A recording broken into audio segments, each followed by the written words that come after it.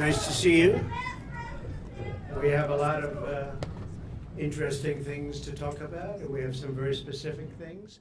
So we'll take our time. We have plenty of time. I think you have plenty of time. I hope you like the weather.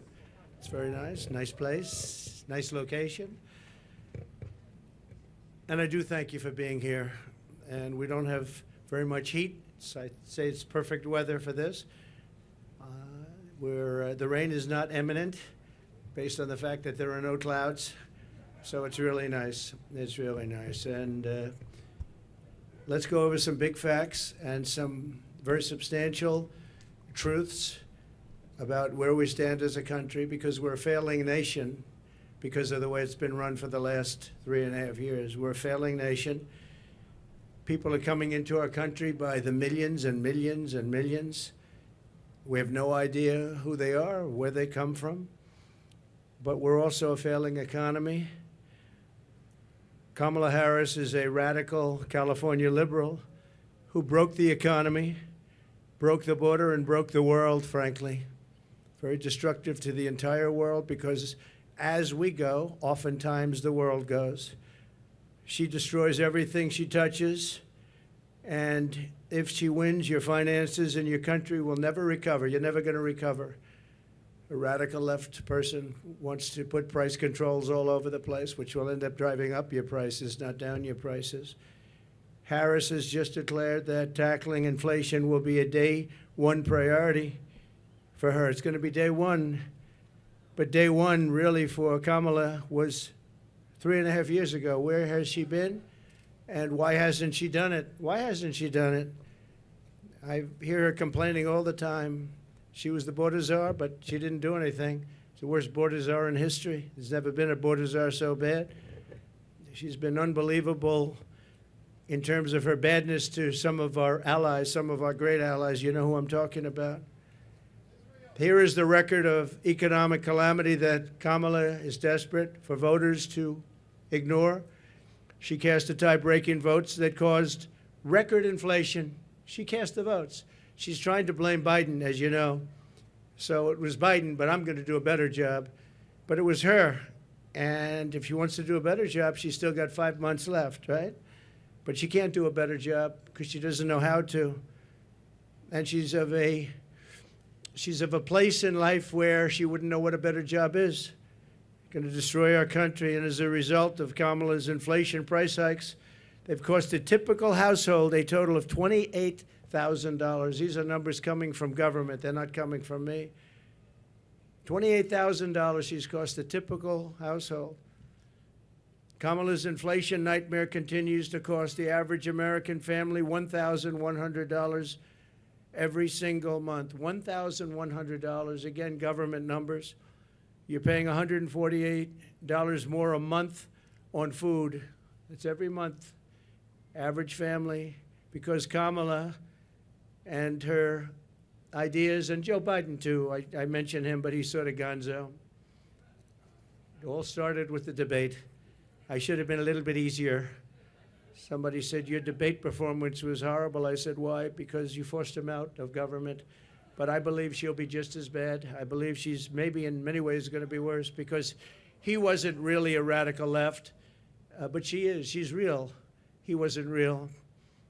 So I think she's going to be, in many ways, easier to beat than Joe Biden. What they did to him was disgraceful, by the way, and it really is a threat to democracy. It was a coup by people that wanted him out, and they didn't do not the way they're supposed to do it. $129 more on energy and $241 more. This is all per month on rent. So you have that, $148, $129, $241, and then many other increases. You add it all up, it's thousands and thousands of dollars that she and he have cost people.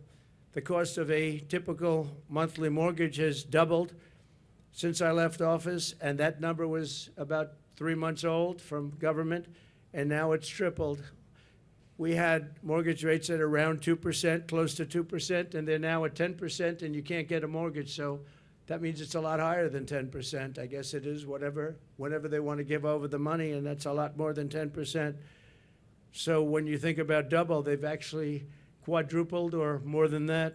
Think of that, quadrupled, which really kills the American dream for young people. Young people are being devastated by what they've done to our country. Grocery prices have skyrocketed. Cereals are up 26%. Bread is up 24%. Butter is up 37%. Baby formula is up 30%. Flour is up 38%. And eggs are up 46%. And many items are up at much higher rates than that. Now Kamala is reportedly proposing communist price controls. She wants price controls. And if they worked, I'd go along with it too, but they don't work. They actually have the exact opposite impact and effect. But it leads to food shortages, rationing, hunger, dramatically more inflation. Their Inflation Reduction Act, by the way, was a disaster. It's what caused the inflation. Their Inflation Reduction Act was a con job. They actually admitted that it wasn't really for inflation that they did it. They don't know why they did it, but they named it the Inflation Reduction Act, which was a very nice name. Got approved based on that. Unfortunately, people didn't understand it. I understood it. I said that's going to cause tremendous inflation, and it did, among other things like energy. She's running on the Maduro plan. We call it the Maduro plan, like something straight out of Venezuela or the Soviet Union. This announcement is an admission that her economic policies have totally failed and caused really a catastrophe for our country, and beyond that, a catastrophe in the world. A little bit unrelated, but not totally unrelated. We have wars breaking out in the Middle East. We have the horrible war going on with Ukraine and Russia. All these things would have never happened if I was president. Would have never, ever happened. And they didn't happen. Since Harris took office, car insurance is up 55%, and they just announced it's going to be substantially higher than that within the next week. They expect big increases in car insurance. It's out of control, and insurance generally. Thanks to Kamala's war on American energy, electricity prices are up 32%. Gasoline prices are up 50% and going higher. Meanwhile, real incomes are down by over $2,000 a year. So the incomes for people are down $2,000 on average a year, government numbers. The typical American has seen a 4% pay cut under Kamala and Biden. Crooked Joe Biden. Credit card debt has exploded by 50% under Harris to a record high. It's now at a record high. It's never been anywhere close. Since March, and by the way, people are going to have to start paying that, and it's not going to be a pretty sight for the next period of time. It could be a substantial time. Since March of 2022, the average middle-class household has lost $33,000 in wealth. How about that? $33,000. That's average. In July alone, 350,000 people were added to the unemployment rolls. It's a lot of people. 350,000 people added to the unemployment rolls. And think of that. That's in 1 month. That's in July. Virtually 100% of the net job creation in the last year has gone to migrants. You know that? Most of the job creation has gone to migrants. In fact, I've heard that substantially more than beyond the number of 100%. It's a much higher number than that, but the government hasn't caught up with that yet. But virtually right now, as of the time they did this, virtually 100% of the net job creation in the last year has gone to migrants. Harris gave work permits and Social Security numbers to more than 3 million illegal immigrants to steal jobs from Americans. So think of that.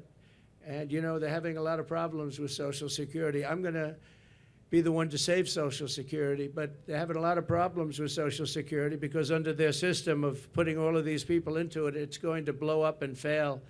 If she's elected, Social Security will fail. It'll be a blow-up like you've never seen before.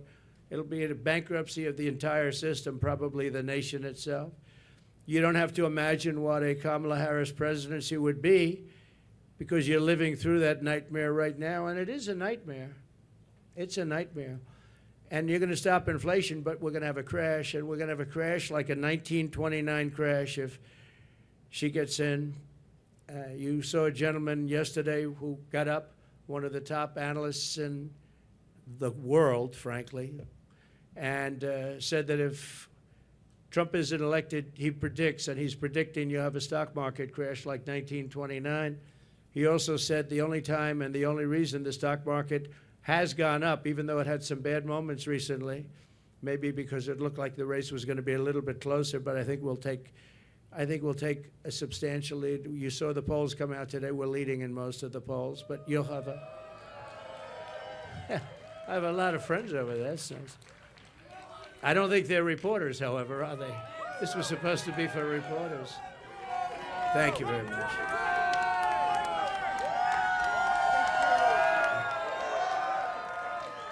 Thank you very much. When I left office, I handed Kamala and crooked Joe Biden a surging economy with no inflation. The 30-year mortgage rate was around 2%. Gasoline had reached $1.87 a gallon. We actually had many months where it was lower than that, but we hit 187, which was a perfect place, an absolutely beautiful number. Real income surged by more than $4,200 a year when I was president. Harris and Biden blew it all up. And if Kamala wins the election, the worst is yet to come. You'll have a real problem in the future because people don't respect her in the world. People don't respect her in the economy. Economists are laughing. They can't even believe this is happening to our country. And she wants to change a free enterprise type country into a communist type country. That's what she knows. She's considered far more radical than Bernie Sanders. That's all you have to know, far more radical. And she picked somebody that's far more radical than Bernie Sanders. He approved a bill recently, tampons in boys' bathrooms. He wants tampons in boys' bathrooms. It's terrible. It's terrible. But that's the person that she picked. Surprising pick to me. I was shocked. He's also got one of the worst run states. Many people are leaving the state, sixth most. And from her state, she destroyed San Francisco. She destroyed, as the Attorney General, she destroyed California along with Gavin Newsom. And she, San Francisco, you know, was a great city 15 years ago. Now it's considered almost unlivable. You can't live there. And what they've done to that great state with the beautiful weather like this weather, they have this weather all the time. And they have the ocean, they have the sun, they have everything good. But what they've done to it is a shame. And she's going to do the same thing to our country. It was the policies. They had a recent article, and I didn't know this, but you're allowed to rob a store as long as it's not more than $950. Has everyone ever heard of that? You can rob a store, and you have these thieves going into stores with calculators calculating how much it is. Because if it's less than $950, they can rob it and not get charged. That was her that did that. Harris is campaigning on the largest tax increase in American history, including ending the Trump tax cuts, one of the largest tax cuts ever in our country's history, and working with families, a gigantic capital gains tax hike they want, and a new wealth confiscation tax. It's called wealth confiscation tax, which isn't going to make all of her supporters, you know, she's got some supporters that are wealthy people because they're stupid people, but they're wealthy people.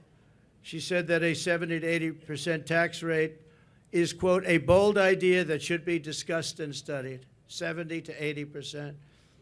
She co-sponsored legislation to abolish very popular private health insurance, which 150 Americans rely on, dumping everyone onto inferior socialist government-run healthcare systems with rationing and deadly wait times while massively raising your taxes. She wants to take away your private health care. There are many people in this country who spend a lot of money on private health care. It's the best health care in the world, by the way.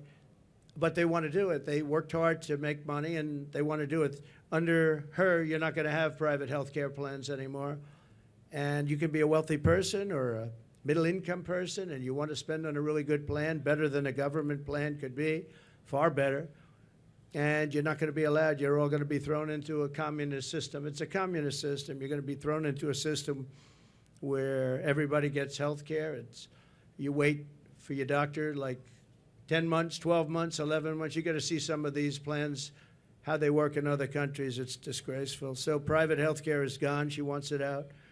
Now, she could change on that, and she might change on that. She's changed on everything, but I said, why are you changing? I actually was asking somebody that knows her, why is she changing? She had these policies and ideas for years and years and years and very solid on them. All you have to do is go back and look at your tapes, which many have been discarded because they don't want, discarded by the fake news, because they don't want people to see what she said just a year ago and 2 years ago. I've never seen anything like it. Even my statement on waiters, waitresses, caddies, a lot of great people, people that drive cars, no tax on tips. All of a sudden, out of the blue, she comes out. That was months ago I said that. And she came out and she said, no tax on tips. She could have at least said, you know, President Trump had some great ideas, but one of the ideas was no tax on tips. I think it would have been nice, and people would have accepted that. But she just came out like it was hers, and she never had. In fact, just the opposite. The IRS is all set up to really go after people that make tips. And they passed legislation and signed executive orders making it really hard on waiters, waitresses, and that was very recently. That was just before I made the proposal. They were really going after people. So they're lying when they say that, you know, this is what they want to do, because their legislation, which everyone knows, and their executive orders were extremely tough. They also put 88,000 new IRS agents in that can go and harass everybody. She wants to close dozens of existing power plants, causing rollbacks of power in our country. You're going to have brownouts, blackouts, the likes of which you've never seen, and plunging millions and millions of people into poverty. That's going to put them into poverty, and they're not going to have heat. They're not going to have air conditioning. She wants to close dozens of existing power plants. So maybe she'll change that too. But she's got a lot to change. Almost everything she's ever said, she's got to change. Nobody's ever seen, and that's why we're here. Nobody's ever seen anything like it. She wants to abolish coal, oil, and natural gas, 84% of U.S. energy supply. And it's the coal and the natural gas, clean coal, I call it, and oil, natural gas that create electricity. And by the way, I'm a big fan of electricity. If we're going to go with the AI, if we're going to do that, I don't know if you know, but we need twice the amount of electricity currently supplied for everything to the entire United States of America. So to be competitive on AI, I was talking to Elon Musk. We had a great discussion the other night. I agree. And he said a big problem is getting the approvals to create all of that energy, all of that electricity, specifically electricity, and you're going to need that for other forms of modern business too. And I'll get it done, but other people aren't going to get it done. They're not going to be able to get it done. As border czar, and she was the border czar. She was, I don't know if she was proudly called border czar, but that's what Crooked Joe Biden called her. She's the border czar. Everybody said it. And then about 2 weeks ago, she didn't want to be called the border czar anymore. She said, oh, I was never the border czar. It doesn't matter.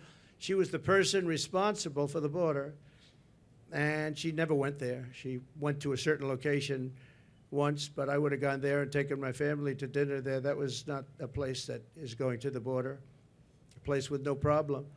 As border czar, she allowed 20 million people, and I believe it's higher than that. People say 13, 14, 12, 10. But now they're all up to around 12, 13, 14. They have no idea, because you have millions and millions of what they call gotaways, the gotaways. Gotaways are people that pour into our country. We have no idea who they are. That's the worst of all. But she allowed at least 20 million people to invade our country, and she wants to give them all citizenship and free government health care and let them raid Medicare and Social Security, which will, again, she will destroy Medicare. She will destroy Social Security. And frankly, there's nothing she can do about it once this happens. There's nothing she can do about it. She called for abolishing ICE. These are great patriots who are tough, tougher than anybody in this audience. Some of those people, I know them over there. Some of those men and a couple of the women, to be honest, they're tough as hell, but they don't want to fight MS-13. I've seen it. They go in. Long Island has had a lot. We got them out. But now they're coming back because of weak policy and because of things that she wants to do, like defund the police. You know, she wants to defund the police. Now, she has since said, no, no, I don't want to do that anymore. The one thing I see with politicians, they always go back to where they were. She wanted to defund the police, and she wanted to abolish ICE. I was going to say, though, these ICE people are incredible patriots. They're tough as hell, and they go into a pack of MS-13 gang members, the toughest in the world, probably the toughest gangs in the world. They come from different parts of South America, and they want to come in and in Long Island, not too recently, but recently, they carved up with a knife two beautiful 16-year-old girls who were walking to school.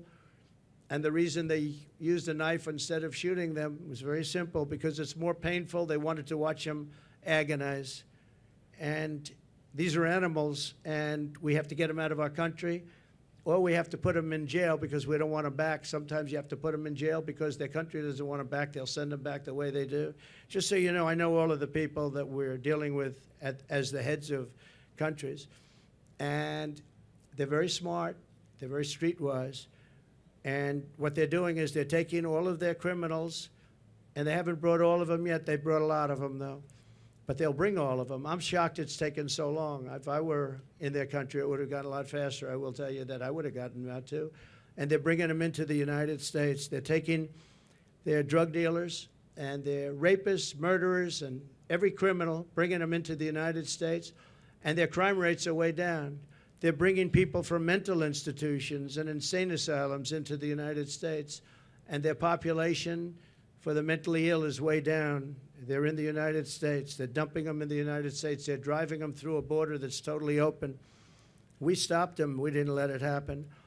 And when I first came into office, you know this story, that President Obama at the time had no way of getting them back. And I said, I want to get all of the MS-13 in particular out of our country, bring them back to where they came from.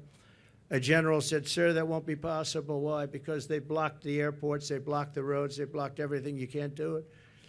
I said, so they're making a concerted effort? Yes, sir, they're making a concerted effort. We can't do it. They put planes on the runway so we can't land the planes, sir. And the same thing with the roads. They block up the roads. So if we have buses coming in, they block up the roads. They're totally blocked, and they're terrible. It's been that way for years, sir, all the way back to Bush. It's been that way for years. And I said, well, how much do we pay them in terms of economic development and aid? Sir, we pay them $750 million. I said, that's okay. Call them immediately and tell them we're not paying them anymore. And the following morning, I got a call from the three main culprits. Sir, I'd like to speak to you because I don't understand what the problem is. I said, well, you've sent us gang members, and they send them. Remember that. They send them. They said, you sent us gang members, you send us killers, and you send us drug dealers, and you send us horrible people, and when we want to bring them back to your country, you won't accept them. And that's under President Obama and all the way through. And therefore, you're in default. You are in total default of the money that we send you. And we're not going to send you the money anymore. You're not getting any of the $750 million and more. We're not giving you any. You are delinquent. You are delinquent in what you've done. And you're not getting, sir, please, please, can we talk? I said, yeah, we can talk. What? We would absolutely love to have MS-13 sent back to our country. We think they're wonderful people. They're not wonderful people. They're wonderful killers. But they changed their tune totally. When I said they weren't going to get the money, I don't know why these people don't do it. And the $750 million now is billions of dollars because Biden increased it very substantially. He thinks by sending them money, they're going to send fewer people into our country. How stupid is that? So they're giving them $2.5, $3 billion. The 750, not only did he give it, I didn't even pay after they made the call because I said, you know, you've treated us badly for so many years, we're not going to pay you it anyway. But now they're giving them billions of dollars, billions, much more than when I took over. It was 750. Now they're giving them billions. But they said, there must be an understanding, sir. We would love to take them back. And I said, well, you're going to get them back. And we started bringing them back by the thousands out of Long Island, out of Michigan, out of Ohio, by the thousands.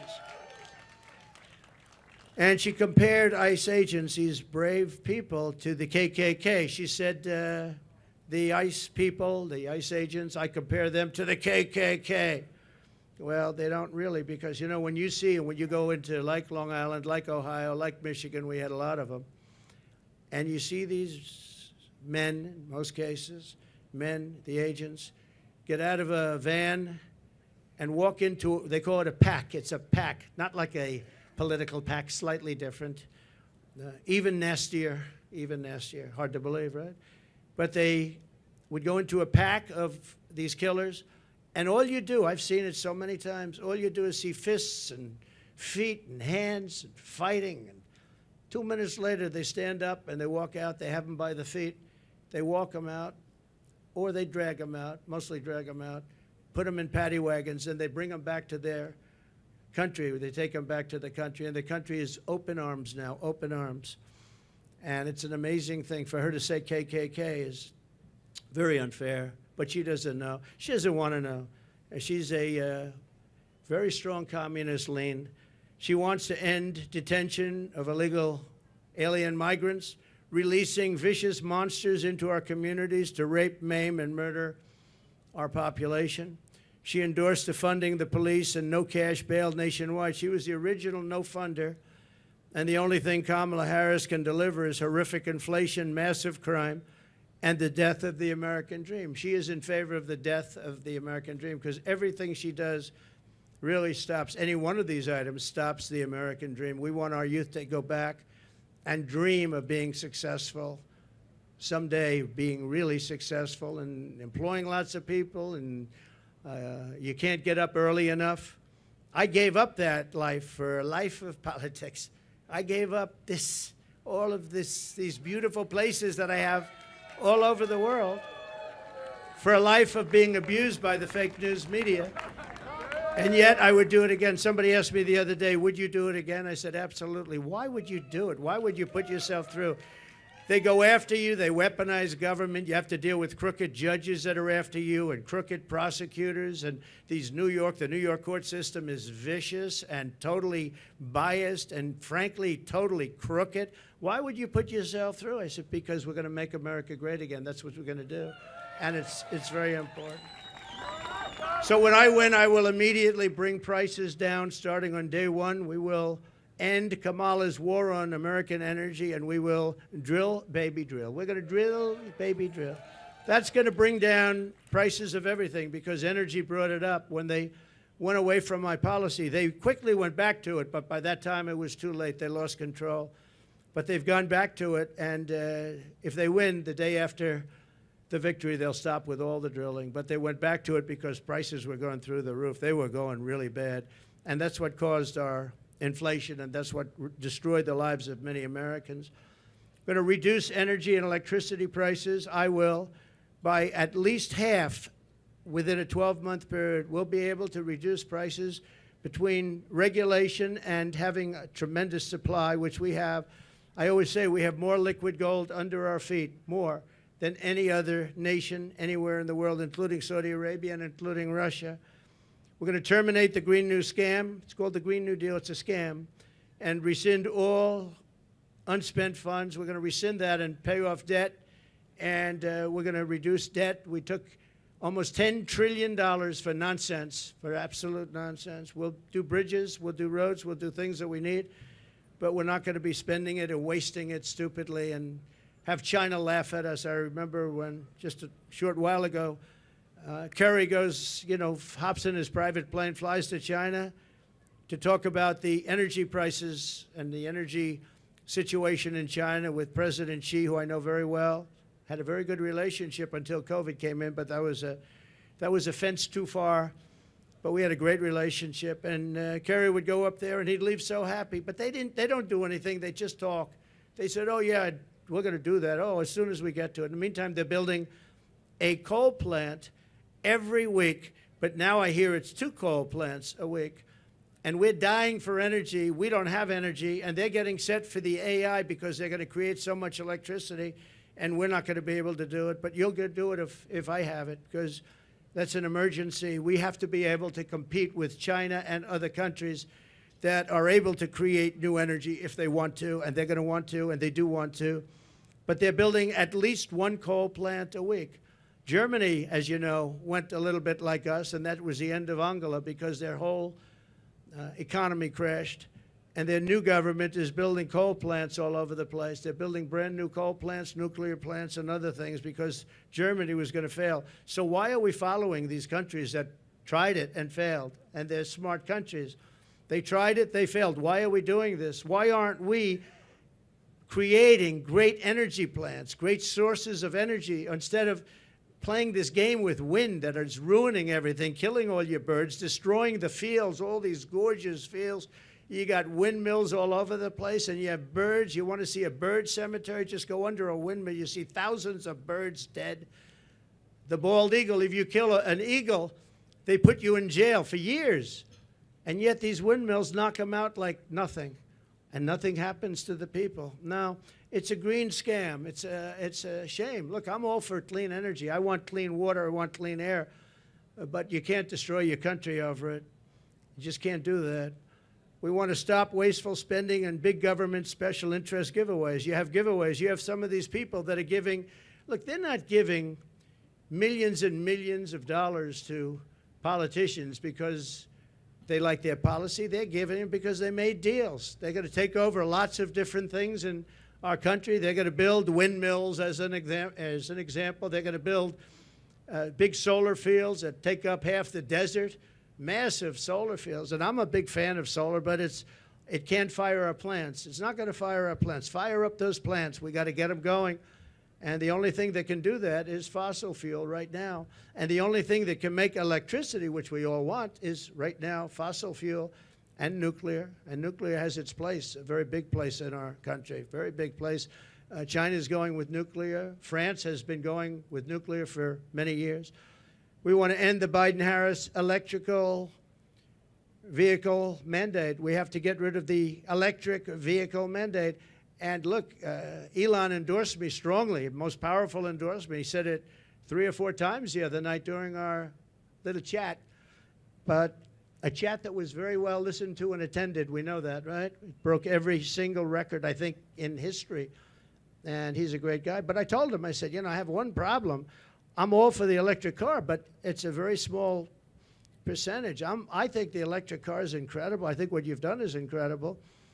But people are going to want, some people are going to want gasoline-propelled cars. They're going to want hybrids. They're going to want other types of cars. And Elon, you know, they're going to have to do that. And he understands that fully. And I think he was amazed by this electric vehicle mandate. They want it for trucks, too.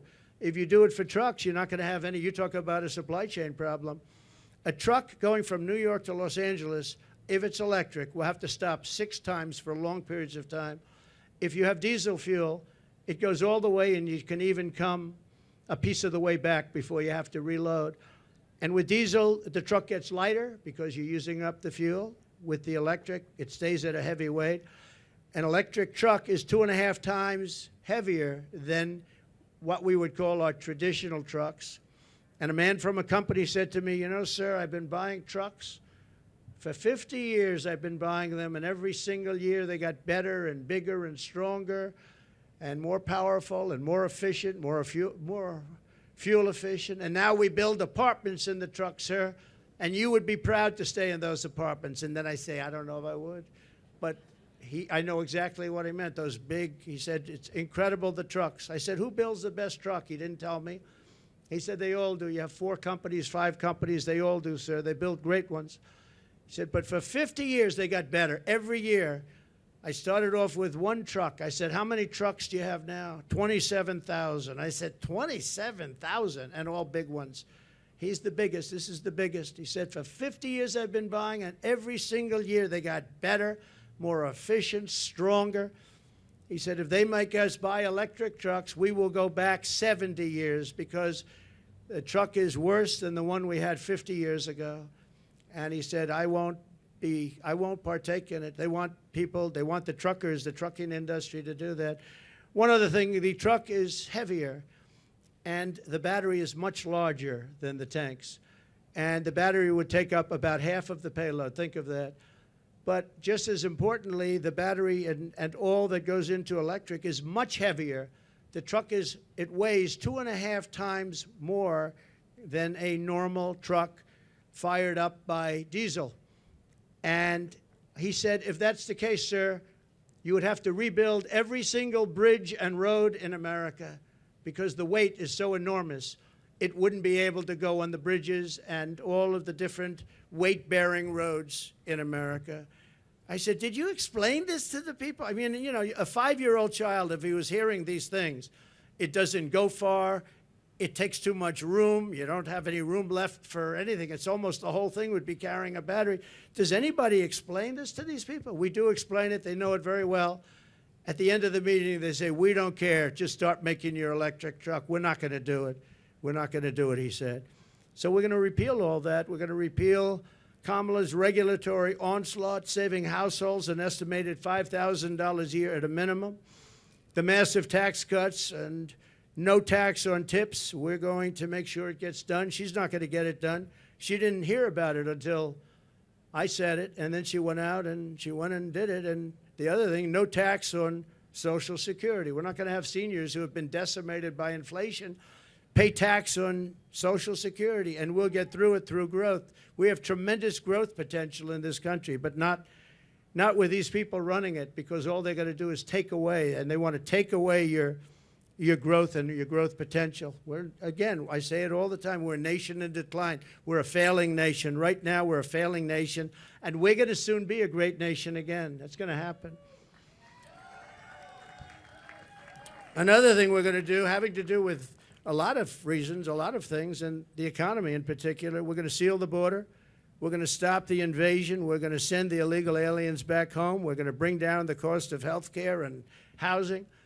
We're going to make sure that Social Security is not going to be increased in terms of years where people have to wait much longer.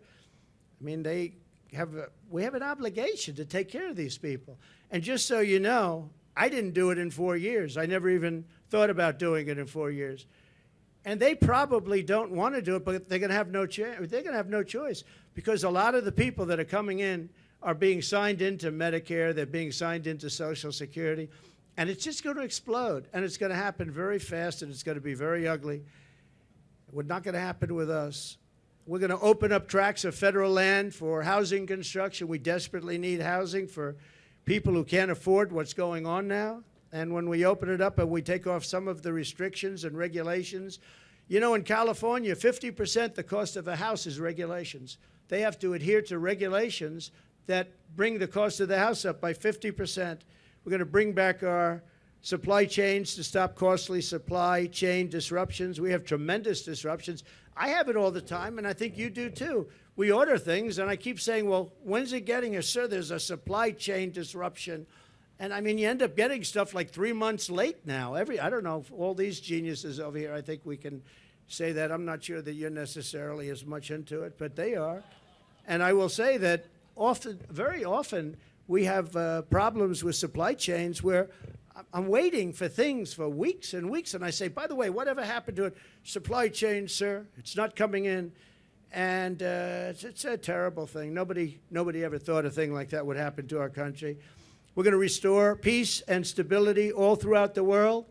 And you all know Viktor Orban. He's the Prime Minister of Hungary, and a very tough man. He's a good man, but he's a tough man. And they asked him, what do we need to stop all of the wars with Israel? What do we need to stop the wars in Russia and Ukraine and all the other wars that are starting? He said, when President Trump was here, we had no wars. We didn't have Russia lining up at the borders to go and attack Ukraine. We would have never had Hamas, because Hamas had no money, because Iran had no money. I said to China and everybody else, if you buy from Iran, you can't do business in the United States. And I'm not looking to be bad to Iran. We're going to be friendly, I hope, with Iran. Maybe, but maybe not. But we're going to be friendly, I hope. We're going to be friendly, but they can't have a nuclear weapon. They can't have a nuclear weapon. And we were all set to make sure that they don't have a nuclear weapon, because once they do, it's a whole different world. It's a whole different negotiation. But Viktor Orban said, if you put Trump in, nothing's going to happen. Everyone's going to be peaceful, because they were afraid of Trump. Now, I don't like saying that I said that. I would say maybe they respected Trump, But he said they were afraid of Trump. They didn't know where he was coming from, and they were really afraid of him. They're not afraid of these people. And being afraid isn't so bad, but I would say more importantly, they respected me. But he didn't use that word. He said they were afraid of Trump. And we would have not had any problems with China and Taiwan. We wouldn't have had any problems with Ukraine and Russia. We wouldn't have any problems with anything. But we will stop inflation. We will make America affordable again. And we're going to bring back the American dream. We have all these young people that are coming out of schools, colleges, everything else, and they're not going to have the American dream. They don't even think about the American dream. Right now, they just think about survival. And I just want to end by saying we have tremendous potential in this country. We can do amazing things, and we can do them fast. We have to get the criminals out. We have to get them out immediately and fast and tough. We're going to rely on our local police. Our local police law enforcement has been so incredible.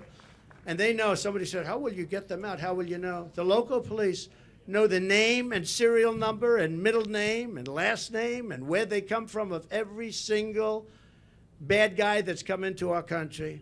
And we're going to rely on local police, and we're going to make sure that they have immunity from prosecution because, frankly, our police are treated horribly. They're not allowed to do their job. You know that better than anybody. They're not allowed to do their job. If they were allowed to do their job, we wouldn't have cities that have crime rates. You look at Chicago. On the 4th of July weekend in Chicago, think of this, 117 people were shot and 17 died.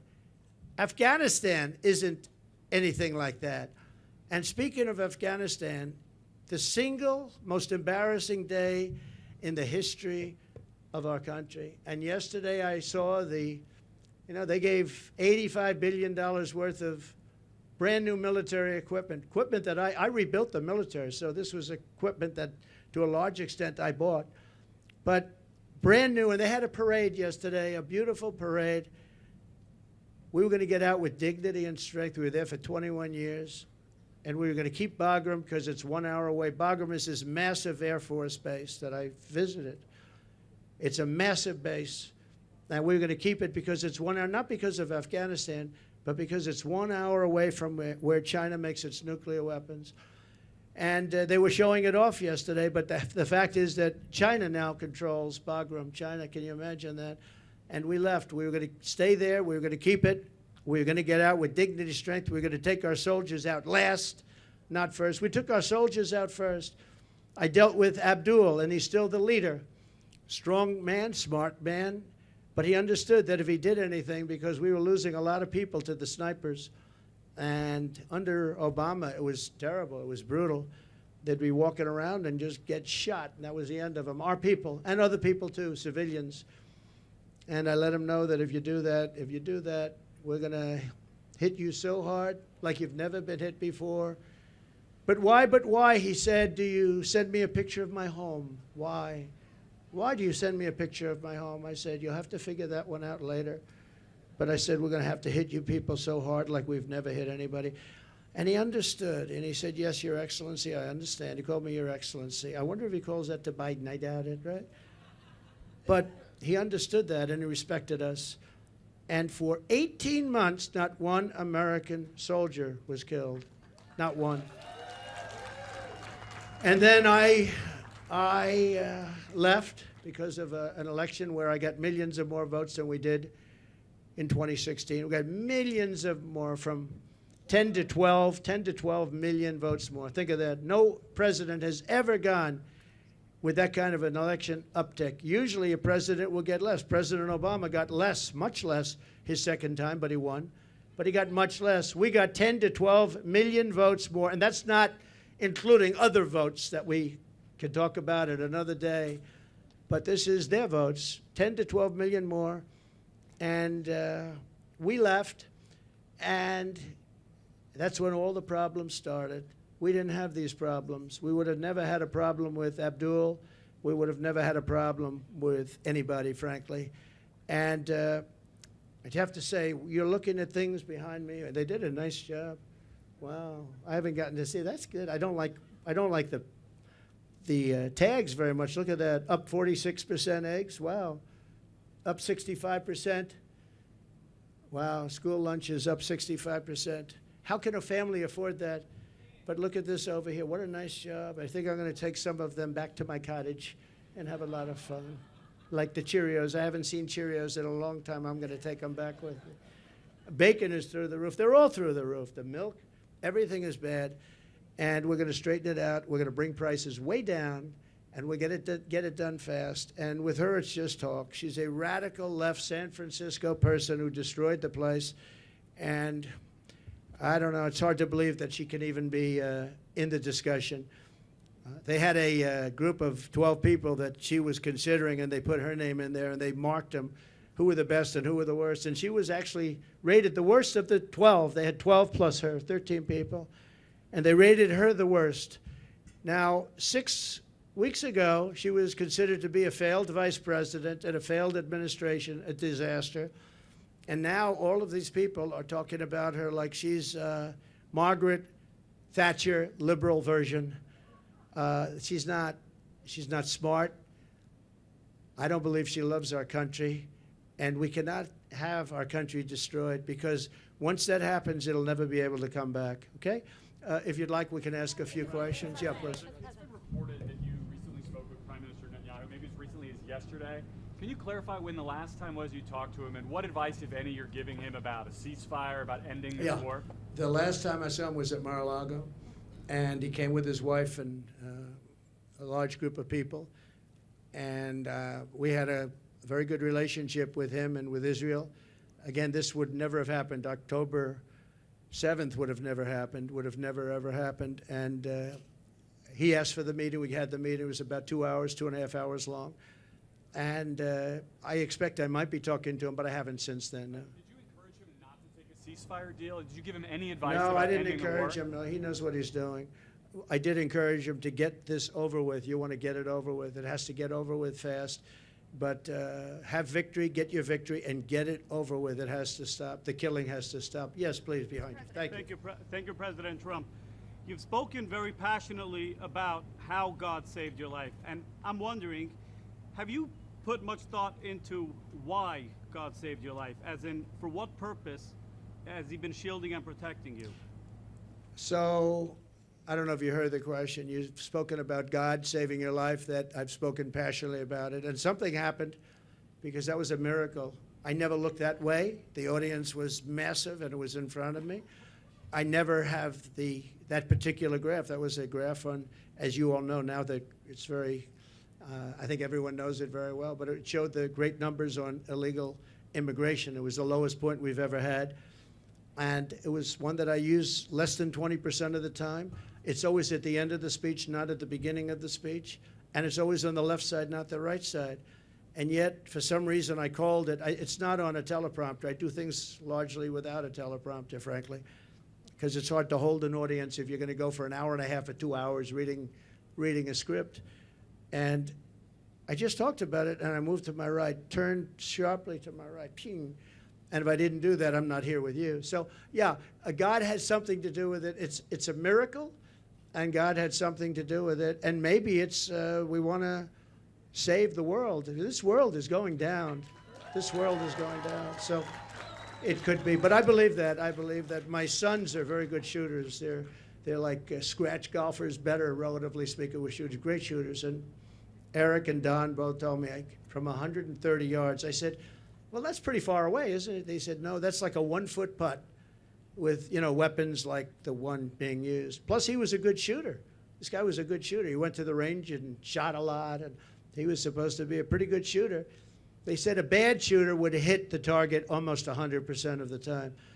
So something happened. And I have to say the Secret Service sniper did an amazing job. He had 5 seconds to find the target and hit the target, and he hit the target within, think of this, 5 seconds. And he was much further away because he was over here, and this other person was over there. So you have to give credit. And I have to also say about the Secret Service, when I was hit, I knew it because when I touched, there was blood pouring all over my hand. I said, I guess I know what that is. And I was going down for protection. And they were screaming, get down, get down. There was bullets. And those Secret Service guys were, and person, Kate, They were on top of me in a matter of, I think, 3 seconds. It was time dead. And bullets were coming out. I would hear the bullet. I didn't realize you could hear it, but now I know very well. Those bullets were going right over my head. They were there and very brave. There was nobody that said, I'm not going to be going there. They just, they were there very quickly, and they were very brave. There were mistakes made, obviously. He shouldn't have been up there. The roof should have been taken care of, and there were mistakes made. There's no question about it. But there was a lot of bravery also. We have to remember that. Okay, thank you very much. Yes, Brian? Thank you. I want to talk about credit card debt for just Yeah. a second. You've got all It these reached a items. record. It's a Credit record. credit card debt. 48% up. Yeah. And many families going into debt just to pay for groceries. Yeah. What's your message to Americans right now that you can make America affordable again? Well, I would say my message to them, so he said, credit card debt is at the all-time high. It's never been like this. What's your message to America? How are we going to solve that, and what will they do? You know what I think they should do? They should, on November 5th or sooner, if it's early voting, which largely it is, which is ridiculous. We should have one-day voting, paper ballots. We should have voter ID, and we should have proof of citizenship, because people are voting and people are going on now without citizenship. But we should do it, and maybe we'll be able to get that done too. It's one of the things I want to do. But my message to them would be very simple: vote for Trump, and we're going to fix the problem. We're going to get it fixed. We'll get it fixed. Follow-up question. Yes, Brian. Kamala's been promising on day one, I'll do this. And for basically 4 years, she's promised this day one. Yeah. What will you do on day one to turn this country around? So she is saying when she gets in, she's in now. And especially with Biden, because, I mean, he's not in the best of shape.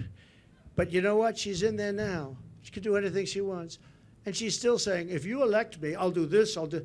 Why didn't she do it? Here's my one question. It's the easiest question. Because she complains about everything. Why didn't she do it? That's all I ask. On day one, we're going to drill, baby, drill, and we're going to close the border, and we're going to let people come in, but they're going to come in legally. They're going to come into our country legally. But on day one, we're going to do many things. You know, I can do a lot of things at one time. But the questions often is, what's the first thing you're going to do? I would say we have a tie.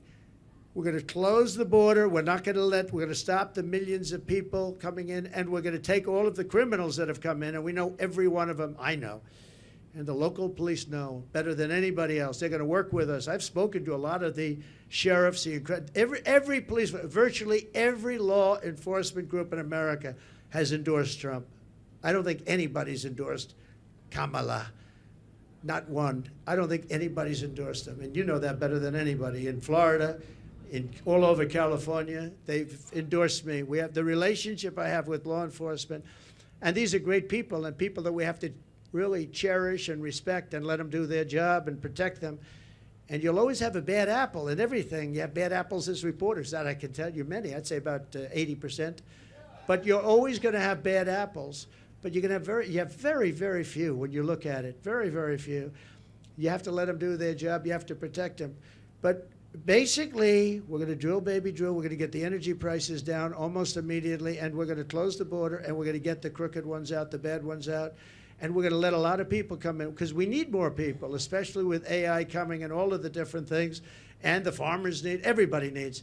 But we're going to make sure that they're not murderers, killers, drug dealers, and the kind of people that we have largely coming in right now. Okay? Mr. President.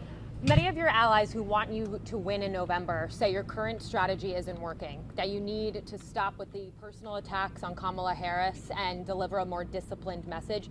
Do you agree? And also, you added more people to your campaign today. Yeah. Is that a sign of a shifting strategy? No, I think it's a sign of we want to close it out. We have great people. Susie is fantastic, as you know, and Chris is fantastic. They're leading it. Corey Lewandowski's coming in. He'll be, a personal envoy, or he'll be at some level. They're going to be, they're doing a great job. Look, we've taken, with all of the abuse we've taken from the fake news media, all of this horrific abuse we take, and all I want to do is make the country good. All I want to do is have strong borders and good education. We want to have choice for education. So important, so many different things. You would think it would be the other way. We rebuilt the military. We did so many great things. But that's the way it's been for Republicans, and I guess more so for me than anybody in history, and that's okay, because we're leading in the polls. For the most part, we're leading in the polls. We were leading Biden by a lot. We're leading now, but I think when she's exposed, I think we're going to beat her by a lot more than we would have beaten Biden by, because he had a little group of people that have been voting for him for a long time. She doesn't have that. People don't know who she is. As far as the personal attacks, I'm very angry at her because of what she's done to the country. I'm very angry at her that she'd weaponized the justice system against me and other people. Very angry at her. I think I'm entitled to personal attacks. I don't have a lot of respect for her. I don't have a lot of respect for her intelligence, and I think she'll be a terrible president. And I think it's very important that we win. And whether the personal attacks are good, bad, I mean, she certainly attacks me personally. She actually called me weird. He's weird. It was just a soundbite. And she called JD and I weird. He's not weird. He was a great student at Yale. He went to Ohio State, graduated in 2 years, at the top of his class, and all of these different things. And we have this guy that's running a failed, really a very failed state, who's had a terrible career. I mean, you have him saying they're weird. No, he's a weird guy. And she's weird in her policy. Who wouldn't want to have strong borders? Who doesn't want to have lower taxes? You know, all my life I've watched as politicians campaigned, and I've always been on, you know, for the most part on the other side, on the side that these people are on. And they always talked about, we're going to reduce taxes. This is the only campaign I've ever heard where they're saying, we're going to increase your taxes. And then people say they're going to vote for him? I don't know. So I don't think so. I don't think people know who she is yet. When people, because really people didn't know. You can ask the man on the street. I saw it on one of the shows today. They asked the man on the street, what's the last name of Kamala? Nobody knew. It's Harris. Nobody knew the last name. I don't even use it because nobody knows who I'm talking about. People don't know who she is. She's a radical left socialist. But beyond that, I mean, she's way beyond socialism, who's going to destroy our country. And when they find out, I think you're going to see something. But right now, even not knowing her, and with all of the, like the cover of Time magazine, they didn't put a picture. They got a great artist to do it. What was that all about? You know, what was that all about? The whole thing is crazy. I just want to win for the country. Some people say, oh, why don't you be nice? But they're not nice to me. They want to put me in prison, you know, just so you understand. You know, they tell me I should be nice. They want to put me in prison. It's never happened before in the history of our country. I did nothing wrong. I have crooked judges. I have crooked prosecutors. And they're all Democrats, all Democrat areas, other than in Florida where you had a brilliant judge who ruled in my favor. I won the case, the documents case, won it in its entirety. And Jack Smith, deranged Jack Smith, suffered a defeat. But in New York City, everything's clubhouse, everything. I know it very well. I grew up there. I know it very well. And we have a very crooked system. And it's one of the reasons that New York is dying. Nobody wants to come in. No companies want to come in because the courtroom system is so corrupt, both at a federal level and at a state level and a city level. And they put you into an area where you have 3% Republican vote. It's all a rigged deal, just like Fani, F-A-N-I, Fani, with her boyfriend. And I think that's been discredited too. They've been discredited. But think of it, they don't want me to be a little bit nasty. They want to put me in prison, me. They want to put, it's never happened before in the history of our country. It's happened in third world countries, but it's never happened here. And they're in danger because you create a precedent for doing that. And once that happens, that's a really bad thing. You know, in the years before, and I've said this a few times, not too much, but with Hillary, she was subpoenaed by Congress to give everything she's got, and she burned it, she acid washed it, bleach bit they call it. She totally scrubbed it, and then they broke everything with hammers, with fire, they burned it. And then she said, I don't have anything. Well, it turned out that she had a lot to give. And everybody said, lock her up, lock her up. And I used to go, easy, just easy, easy. Then we won. And I said, wouldn't it be terrible? And you know, I lose, some people are upset when I did this, but you have to look at it maybe differently now. I say, wouldn't it be terrible to put the wife of the president, former president of the United States, into a prison? Now think of that. Hillary Clinton, she was Secretary of State. She was the wife of a president of the United States who used to be a friend of mine before I ran for politics. He was a friend of mine. He used to play my golf course all the time. I have a great golf course right next to their home in Westchester. He used to be there all the time. It was his favorite course. But you know what?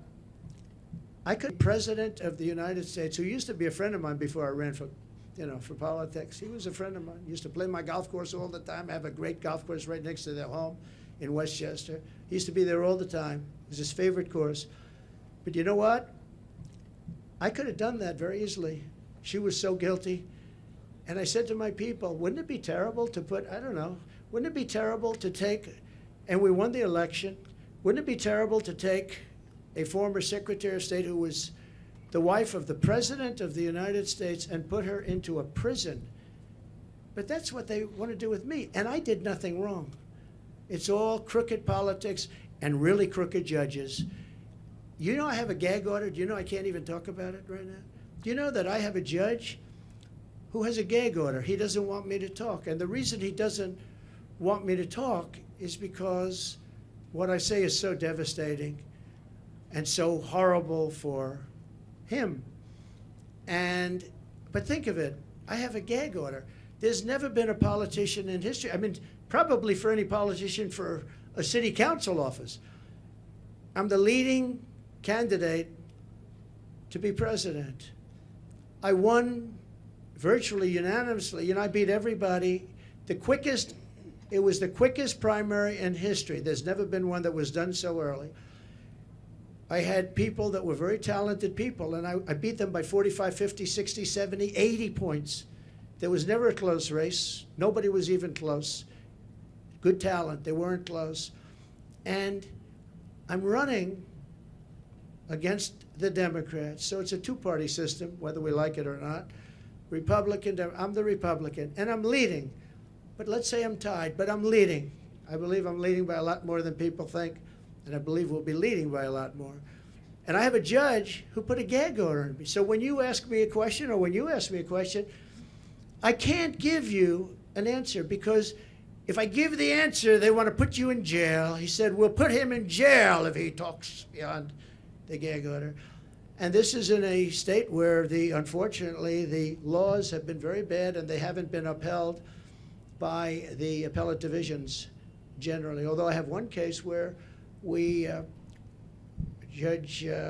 certain judge, I won't use names, but the Attorney General case where we won 5 appeals on the same case, the most ever trial. It was a ridiculous, horrible decision where you have a very, very biased voting population and a judge whose hatred of Donald Trump was beyond belief.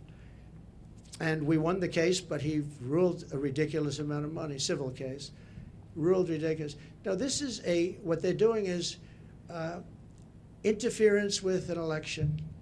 They want to interfere. Look at the one thing, they want to sentence right before the election takes place. Let's sentence him, because who's going to vote for him if we sentence him? Let's sentence him right before. No, this is interference with a presidential election at a state level, and it's a state that always goes Democrat. It's interference, and as you know, the Supreme Court ruled recently on immunity, and I'm immune from all of the stuff that they charged me with.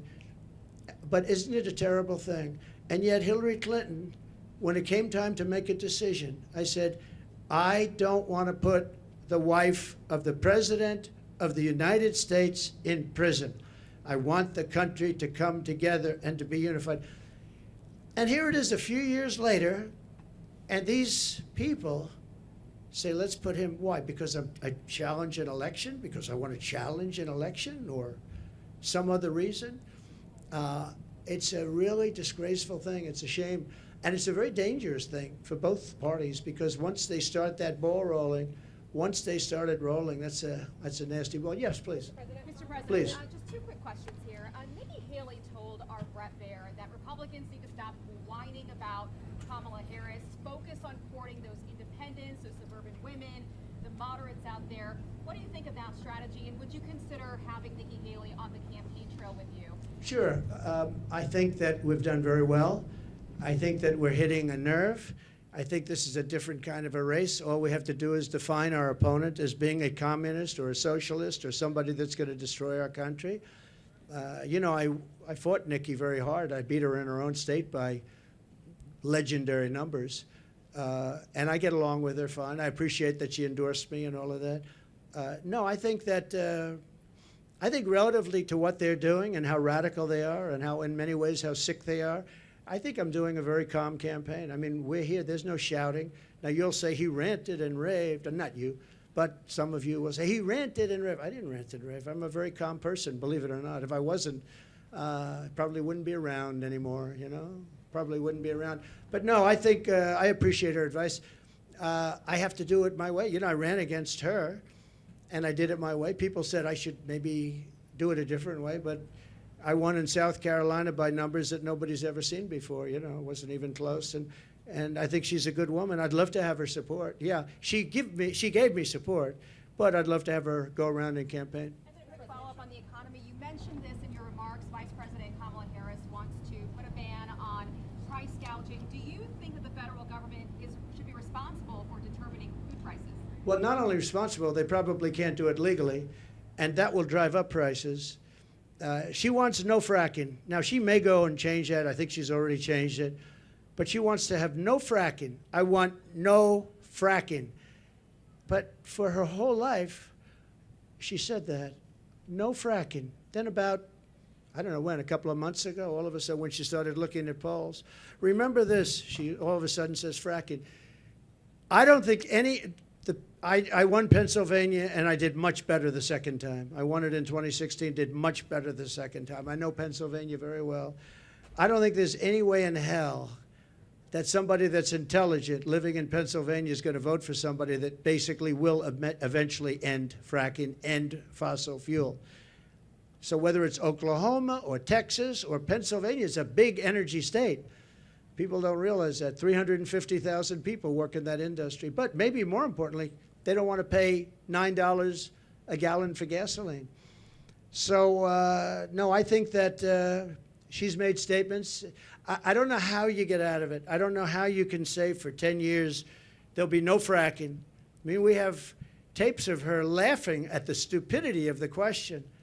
Of course I'm not going to allow fracking. And then all of a sudden, a few months ago, she comes out in favor of, oh, yes, I'd allow fracking. I don't think anybody in Pennsylvania will be, I think she's going to do very badly in Pennsylvania.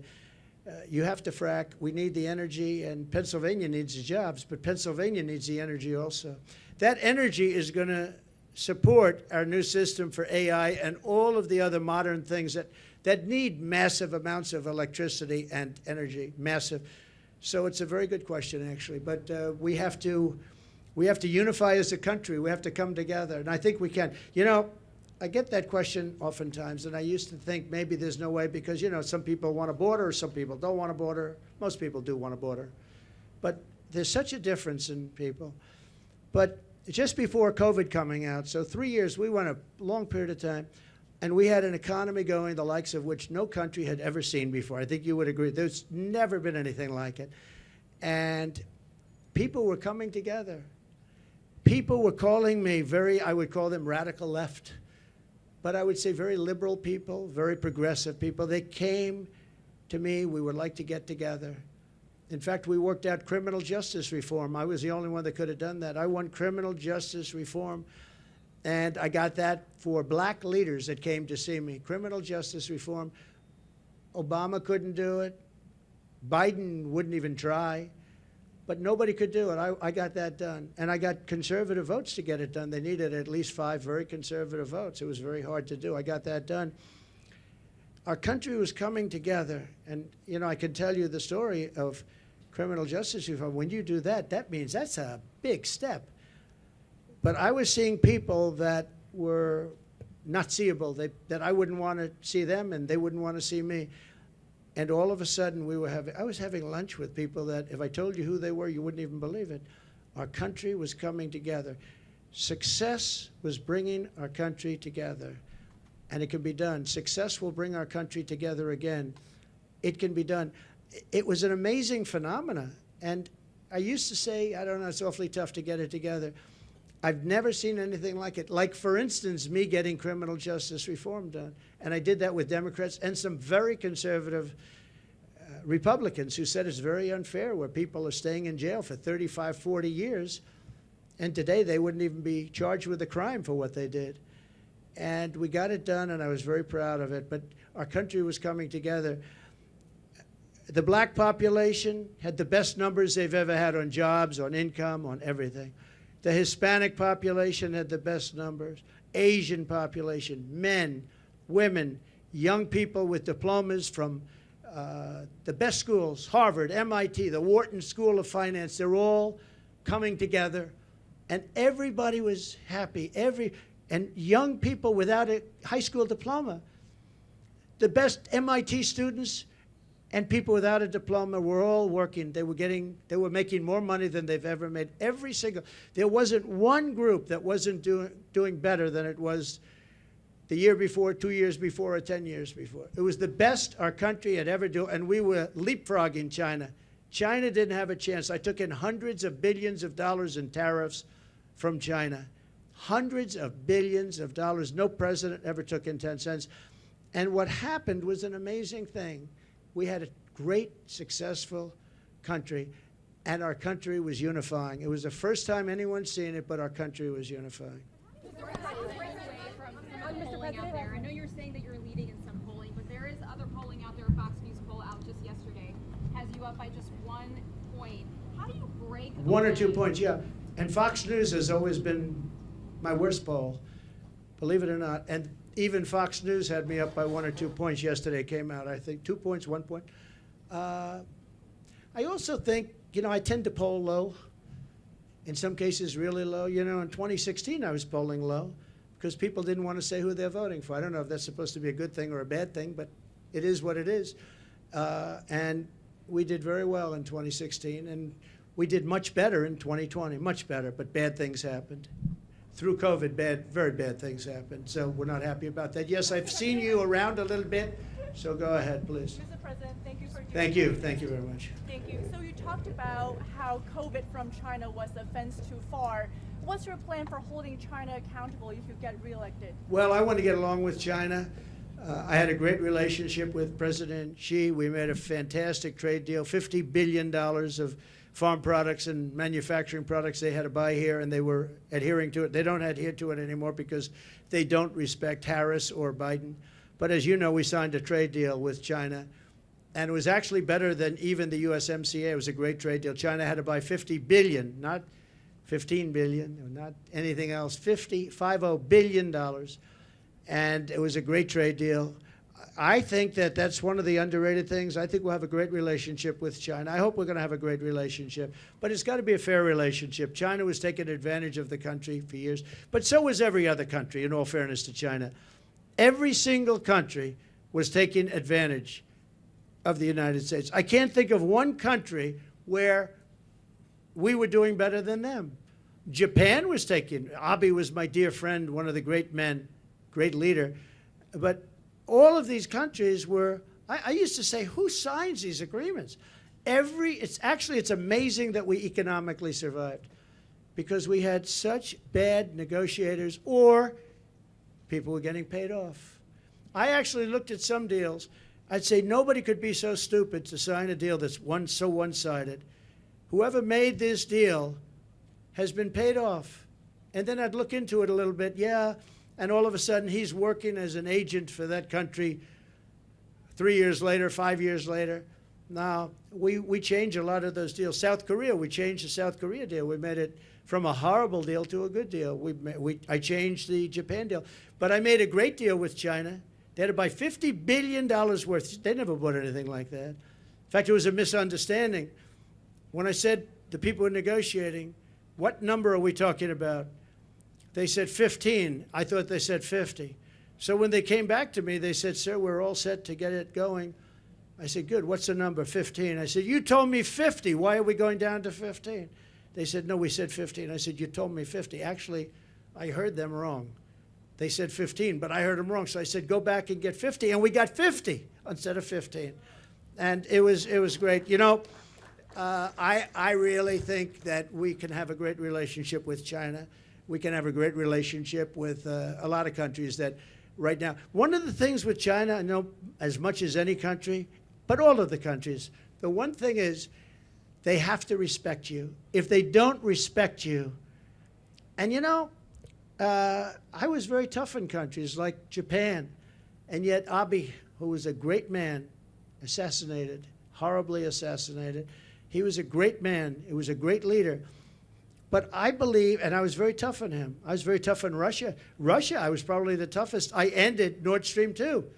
I ended the biggest deal they've ever done, the biggest pipeline in the world, the biggest. All of Europe was going to be supplied by Russia, and I ended the deal. It was dead. And then Biden comes in and approves it. And they say, oh, I was nice to Russia. No, Putin actually said to me one time, you know, if you're supposed to be, like, friendly with me, I would hate like hell for you to be angry at me because you are brutal. Think of it. Not only that, the sanctions, but forget the sanctions. I ended Nord Stream 2. The pipeline was dead. And then Biden comes in, and he got $3.5 million, in all fairness, from the mayor of Moscow's wife. Remember that? During the debate, we brought it up, and Chris Wallace, who's not the father, he is not, there is no resemblance between him and Mike Wallace, that I can tell you. He said, you shouldn't be talking about that. I said, why not? They got the family, $3.5 million from the mayor of Moscow's wife. Why wouldn't I talk about that? He wouldn't let me talk. I said, what do I'm negotiating against two people, not one. I turned out to be right because a year later, that was a big scandal. Why did he get $3.5 million? But Biden approved immediately the pipeline in Russia, Nord Stream, and he killed the Keystone XL pipeline, 48,000 jobs. He killed it. He did the exact opposite of what he should have done. Yes, please. I know you had your hand up. Nice to see you. Thank you, Mr. President. Thanks for my question. You referenced a conversation with Elon Musk earlier this week. I want to ask you about that. You praise how he treats workers, saying they go on strike and you say, that's okay, you're all gone, so every one of you is gone. Are you really comfortable with companies threatening to fire workers who go on strike? Well, no, I want companies to get workers that are going to love them and work for a wage that lets the company make a profit so they can go and expand. In that case, they moved, as you know, they moved the company from California, Elon, from California to Texas because they were able to get things that California wouldn't give. And I did ask him one question. You're moving a very big company out of California that's been there for years into Texas. Did the governor ever call you and say, like, let's work it out because we don't want to lose you? And he said he never called. Governor Newsom, he never called. And you would have thought, if I were governor of California and if Elon or anybody else, they have oil companies leaving, I would be calling. But no, Elon wants to run an efficient company, and if he has to he got rid of a lot of people on X or former Twitter. A lot of people gone, and it still works. It still works. So you got to run the company productively, and there are going to be a lot of jobs around. I want it so that a person doesn't get lucky and find a job. I want a person that can look for 10 jobs, and all 10 companies want them, and you negotiate much more than you'd get by doing what you just suggested. So, you know, he's a strong man. He's a strong guy. He's a brilliant guy. And he wants to get the best he can, and he wants to get the best workers. He pays a lot of money to a lot of his workers. It's, to a certain extent, supply and demand. But ultimately, that's what's going to lead to a great country. So, just to follow up on that really quickly, because some people took at that as you saying that you would be comfortable with companies threatening to fire workers. Sean O'Brien, who spoke at the Republican National Convention, saying that firing workers who are wanting to organize or striking is economic terrorism. So just to be clear, that's something that you are. Well, that's not. Yeah, they weren't organizing against Elon. He let them go because he was having a lot of problems in California. They were making it impossible for him. In California, what they were doing with the taxes and everything were making it impossible for him. And Sean O'Brien's a great guy from the Teamsters you're talking, yeah? Sean is great. I think Sean would understand it better than anybody. Don't forget, the unions are really threatened by what's coming in, by these millions and millions of people coming in. Sean O'Brien understands that. The black population is absolutely threatened. The Hispanic population is absolutely threatened because these people are coming in. They're going to take their jobs. They're going to make it very, very hard. What's happened in our country is very dangerous, very bad thing. Just one more on the economy, sir, because Governor Tim Walz is out on the campaign trail today, and he's been saying that he believes that you want things to get worse so that you can campaign on it, that you're rooting for failure. What's your just the response to opposite. that? I wish I didn't have to do this. If our country were run by Democrats and it was run beautifully, where we were really being productive and everything else, I would have never done this. I wouldn't have done it if I thought I couldn't have won. I think I can win. I think I can win easily. Once they're exposed for what they are, which is, radical left lunatics, and that's what they are. They're going to ruin.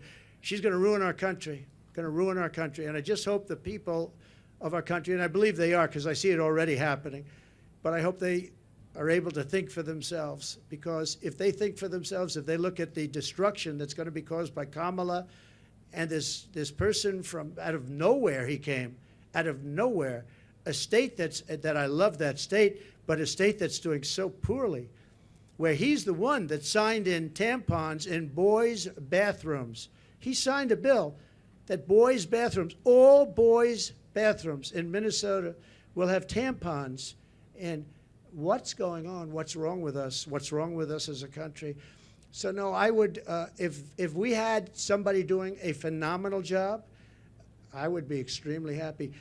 What I want to do is I want to see, even the last few months, I hope the country does really well, even though it would make it probably a little bit harder to win. I hope the country does really well. It's country first. I want our country to do great. If they were great leaders, I would be the first to say they're doing a fantastic job.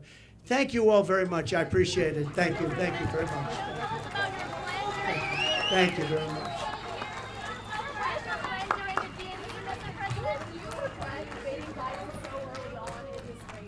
What? Do you regret debating President Biden so early on in the race? Do I regret debating Biden? So it was his request. He said we should get the debates on early, and I was willing. Don't forget, I got CNN, I got Jake Tapper and Dana Bash.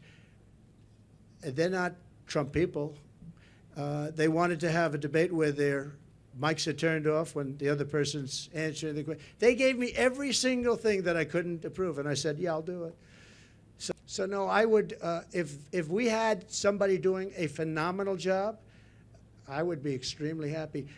What I want to do is I want to see, even the last few months, I hope the country does really well, even though it would make it probably a little bit harder to win.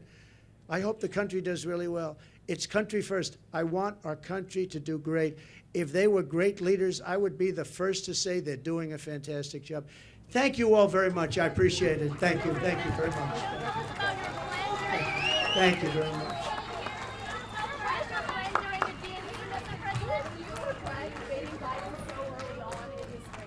What? Do you regret debating President Biden so early on in the race? Do I regret debating Biden? So it was his request. He said we should get the debates on early, and I was willing. Don't forget, I got CNN, I got Jake Tapper and Dana Bash. They're not Trump people. They wanted to have a debate where their mics are turned off when the other person's answering the question. They gave me every single thing that I couldn't approve, and I said, yeah, I'll do it. So they got the debate on their terms. They got the network that they dreamt of. But that was really his decision. I had to decide whether or not I felt I wanted to debate him. And I think they didn't want to debate, but I agreed to every single thing.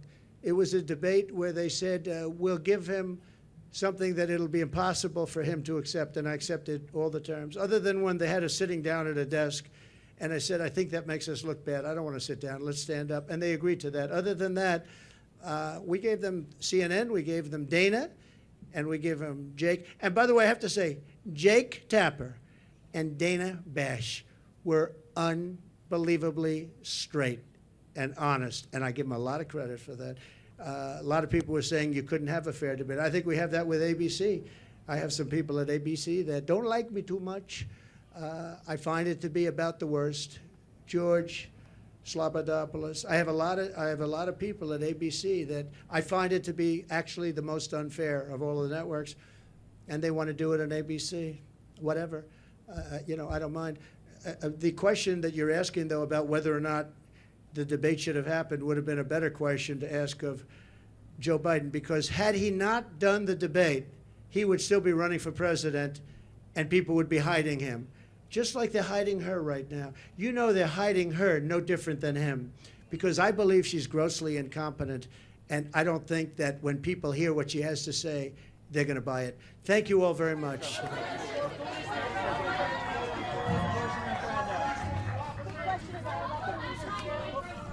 Wheaties or Cheerios? Which one are you taking? I want them too.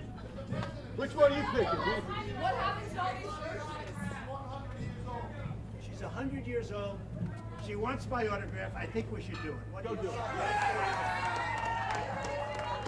Mr. President, what is your plan during the DNC next week? Just going to watch. I think it's going to be a disaster. I think it's going to be a mess. President Trump. How are you? Mr. President, replace the Thank you income very tax much. with higher tariffs, sir. Keep talking about it. Thank you very much. Kamala's going to copy all your best ideas You are anyway. right. I've been to 83 Thank you very rallies. much. 83 Does rallies. anybody have a America. pen? Yes, I do, sir. Right here. Wait, hold it. Where's my You have a pen? pen? Give him your pen. Oh, here's my pen. Find it, sir. We need you. Here, sir. I got You I got look your pen in my fantastic. pocket here. Yeah, they're getting Here you right go. here. Oh, Thank you, Mr. President. Thank you very much. You came prepared. Came all the So way from you're, St. Louis just to see you you, look sir. like you're in your 60s. You look beautiful, huh? Well, I was 100 in November. Where do you come from? I come from Milwaukee, Wisconsin, but I'm really a Cornhusker. I think we're doing well in Wisconsin, you know? Say hello to the people. That's for you. A darling. selfie, please, sir. Sir, a selfie. Today is my 19th birthday. Happy birthday. Thank you very much. I've been to Thank you 83 very much. rallies, sir. Appreciate it. 83 Oh, I rallies. like this guy. Do you want me to write on your suit? Do you want me to destroy your suit? How about the Look at green that hat? suit. And I worked as a volunteer in Trump Tower in 2015 to 2016. Wow. I made You've over done well. 50,000 phone calls for you. Wow, look at it. And he's done well. You know, That's a great hat, isn't it? I bought it here. We all love America and we all love you. We got to win this one. We have to win. We don't win. We have a country. God that's- bless you, sir. Oh, We have a country that'll be in big trouble. It's okay. Yes, God bless you, sir. Thank you, everybody. This was interesting. You like it today? Oh, yeah. Mr. President, do you have a plan for blue collar voters? And the Shafley concert, the conference for Shafley was great. She was a fantastic woman. Can I get a picture for my Thank you. birthday? President, what do you think about Ukraine's incursion into Russia? About the hacking of your campaign? Yeah, I what don't it might like spell for the it. rest Really of bad. Yeah. I'll see you in Wilkes-Barre. Can I get a I'm picture not for my happy birthday, with sir? it. They shouldn't. Our government shouldn't let that happen. Do you think Can I get a picture for my birthday, sir? Does there need to be a government response? Yeah, they should be. Sure. Do you think Venezuela? Our government should not let. They have no respect for our government. That's why they do. Kamala Harris is cutting in on blue collar voters. Do you have a plan on how to push back on that? Do you think Venezuela? Do I have a plan? I have a plan. Mr. President, can I get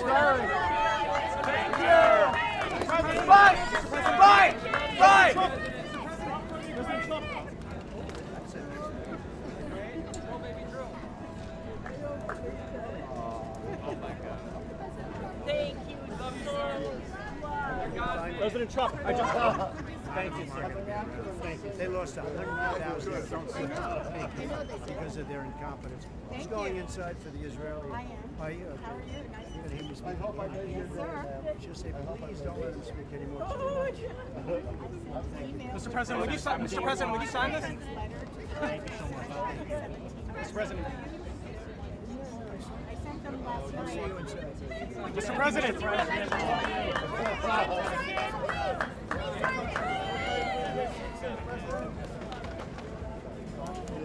To victory!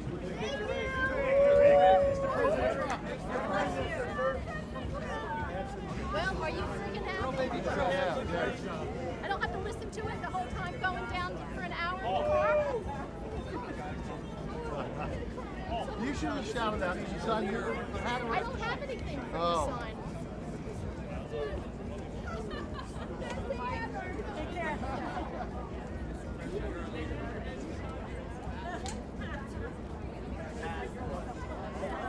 I should have put that damn hat unsigned. I left that unsigned.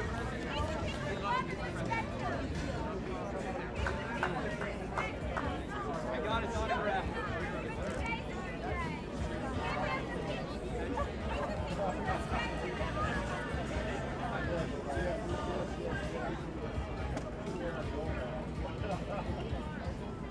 did. Well, I had his yet. I got his autograph. Oh, I'm sure they will. Get his house.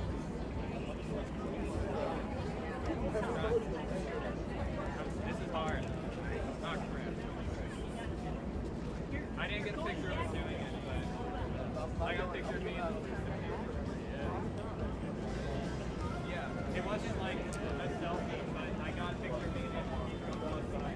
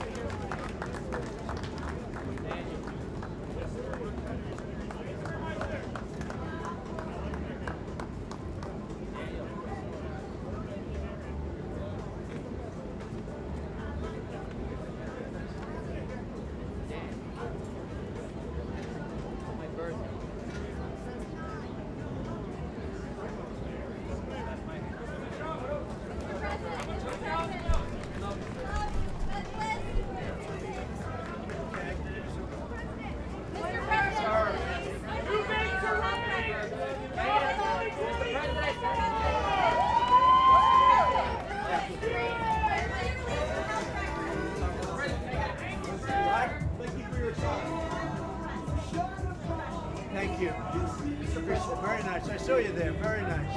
Mr. President, you talked about your cases. If you get in the White House, would you ask your Attorney General to drop the federal cases against you?